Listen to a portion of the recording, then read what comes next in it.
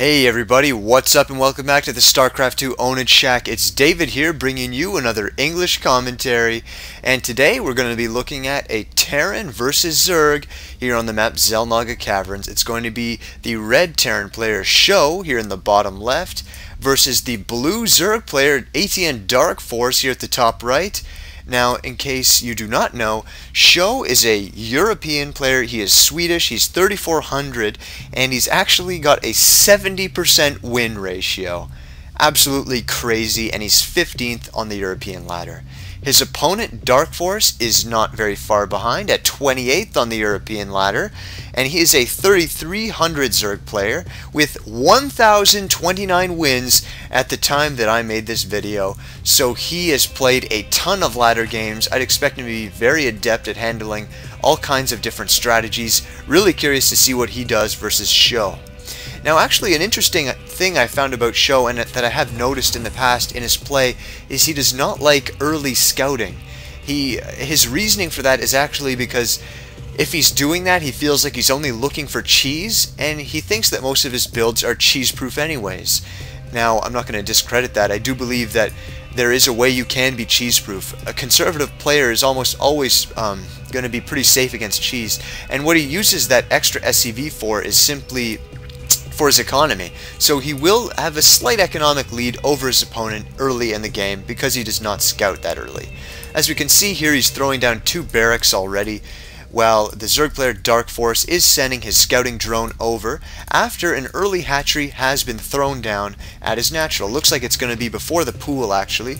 So the most economical build possible here is being thrown down by the Zerg player. Looks like the drone is going to get inside. I don't believe he has seen the second barracks yet, but he will know that it's coming simply because he has not seen any gas at this moment. Looks like he is going to be starting his wall off. SjoW is. That's what I mean. And there goes the late scout, as I said. Very late scout, actually. Most Terran players will send their scout right after that first supply depot, which should be finished at 12 supply. And there goes the bunker. Pretty predictable play here.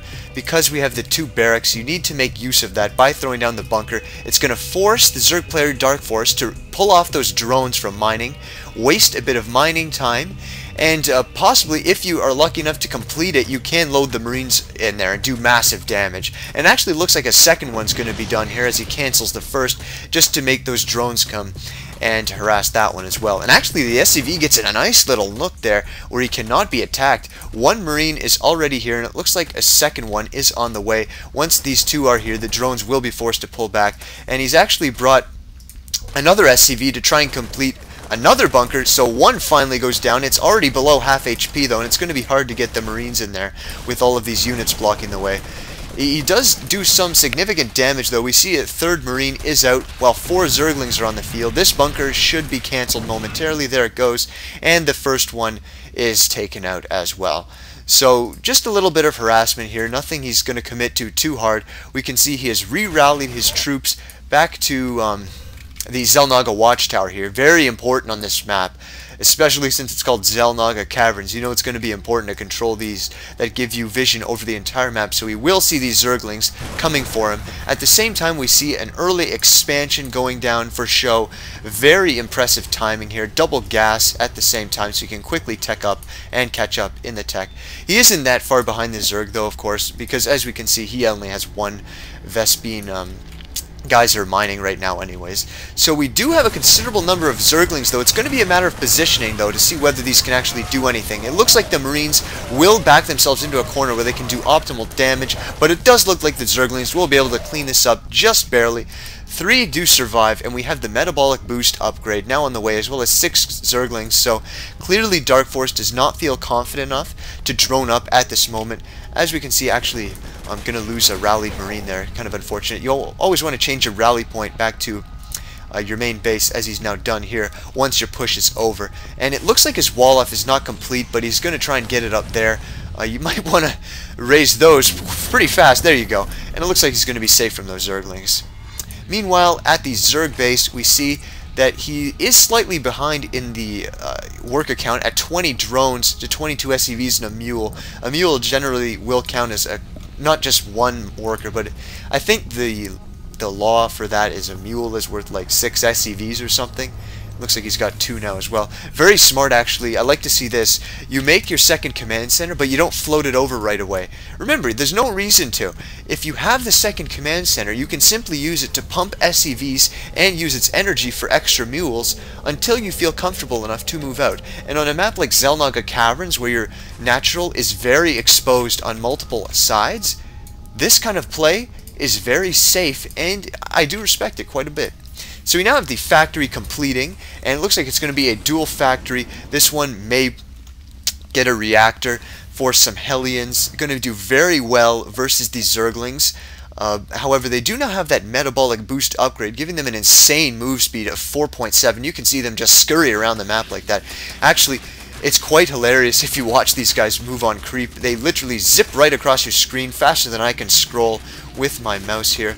And it looks like they're going to be taking out every destructible rock on the map right now on his side. He's already taken out the gold, which is nice to see. Going to really allow for ease of expanding later on in this game. We do have the Hellion coming out, so it looks like it's going to be the Infernal Pre-Igniter upgrade going down, which will make these Hellions so much more effective versus the Speedlings. At that point, it really doesn't matter if they get a surround or not. You're able to quickly take them out with that plus I think it's an extra 8 damage versus light units. They are going to actually come over here and try and do some damage in the mineral line of the newly landed expansion. One Hellion is going to chase them away, though. He might meet a bad end, though, if he's not careful. There he goes. Looks like we're going to have some upgrades coming out for the Terran player pretty shortly here. Meanwhile, the Zerg player has now gotten his lair up, so I would expect to see probably a Spire soon enough. Looks like he is getting the Baneling speed, so we might see a transition into Mutilus Baneling. There goes the Spire, a very, very effective build. It's been the staple for Zerg players for quite a while now, actually. We've really been seeing a lot of Muta Baneling play. The Banelings let you take out the Marines, and then the Mutas can counter the tanks. He's assuming that there's going to be a tank transition here, which is a pretty safe assumption, actually. Looks like he was just barely supply blocked there. Quickly catches up, 74 over 78. But anyways, yeah, the Mutalisks can take out the tanks while the Banelings deal damage versus the fragile Marines. So it really is a micro battle at that point. One that may somewhat favor the Zerg if you can spread your creep well enough to see when the tanks are unsieged. If the tanks are sieged when you engage, your Banelings are going to completely evaporate.